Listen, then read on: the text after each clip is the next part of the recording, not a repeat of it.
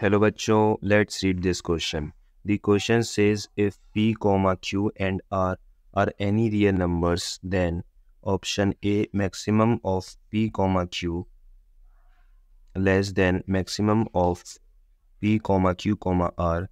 Option B minimum of P, Q is equal to half of P plus Q minus mod of P minus Q.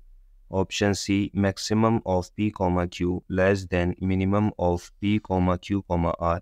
And option D none of the above. So the key concept to solve this question is हमें पता होना चाहिए कि अगर maximum of P, Q लिखा है तो इसका क्या मतलब है, यानी कि P और Q में जो भी आपका मैक्सिमम नंबर होगा, अगर हम एग्जांपल लें मैक्सिमम ऑफ 1, 2 तो इसमें मैक्सिमम नंबर कौन सा है 2, तो यानी कि आपका आंसर हो जाएगा 2। इसी तरीके से अगर मिनिमा के बारे में लिखा है तो हम कह सकते हैं मिनिमम ऑफ, अगर हम एग्जांपल लें आपका 3, 1 तो आपका जो मिनिमम नंबर है वो है 1, तो आपका मैक्सिमम ऑफ P, Q का मतलब ये होता है। अगर हम अपने क्वेश्चन पे आए तो मैक्सिमम ऑफ जो आपका ऑप्शन ए है वो क्या, maximum of P, Q less than maximum of P, Q, R। तो एक हम एग्जांपल ले लेते हैं, अगर हम P की वैल्यू और Q और R की कुछ वैल्यू ले लेते हैं, जैसे कि P की वैल्यू 3 है, Q की वैल्यू 2 है और R की वैल्यू 1 है, तो मैक्सिमम ऑफ P, Q का Q क्या हो जाएगा आपका मैक्सिमम, इसमें से मैक्सिमम नंबर कौन सा है P, तो यानी कि 3 हो गया आपका। इसी तरीके से maximum of P, Q, R, अब इन तीनों में से मैक्सिमम नंबर कौन सा है P ही है तो 3 हो गया, पर यहाँ पे तो आपके दोनों नंबर इक्वल आ गए और यहाँ पे मैं दे रखा था लेस देन है, तो यानी कि ये आपका जो ऑप्शन है वो गलत हो जाता है। इसी तरीके से हम एक बार ऑप्शन सी को देख लेते हैं सेम एग्जाम्पल के लिए। अगर आप मैक्सिमम ऑफ P, Q देखेंगे तो हमने पहले ही देख लिया कि आपका 3 आ चुका है।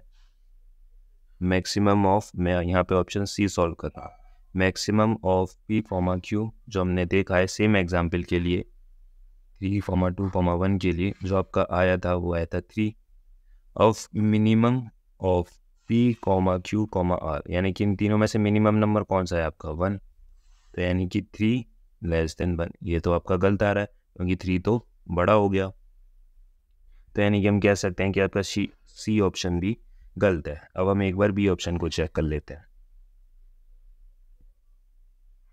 तो minimum of P, Q is equal to half of P plus Q minus mod of P minus Q, तो आपका यही ऑप्शन है, हम देख सकते हैं।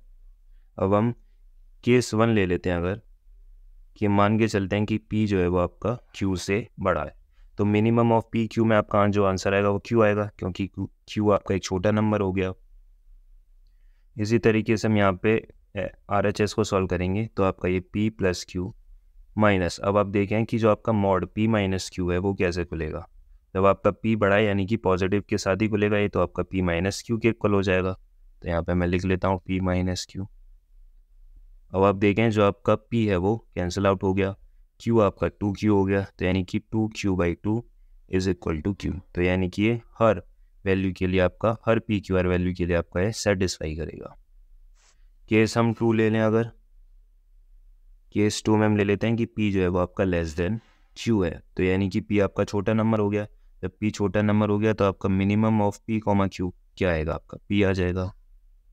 यहाँ पे आपका half of P plus Q minus mod of P minus Q था, मिनिमम ऑफ P, Q जो आएगा आपका वो P आएगा क्योंकि हमने एज्यूम करा है कि P आपका छोटा नंबर है। हाफ ऑफ, यहाँ पे आप देखें P प्लस Q माइनस, अब जो आपका मॉड P माइनस Q है वो कैसे ओपन होगा, अब आपका P छोटा नंबर है यानी कि नेगेटिव के साथ ओपन होगा, तो ये हो गया आपका ये, तो यानी कि ये जो आपका माइनस है वो प्लस हो जाएगा, तो P माइनस Q हो गया। तो यहाँ पे आप देखें Q जो है वो आपका कैंसिल आउट हो गया, तो आपका फाइनली जो आंसर आ रहा है वो आ रहा है 2P/2 is equal to P। यहाँ पे भी हमारा P था यानी कि आपके दोनों सेम है, तो हम कह सकते हैं कि हमारा जो ऑप्शन बी है वो आपका करेक्ट ऑप्शन है। Hope you understood it well. Best of luck. Thank you.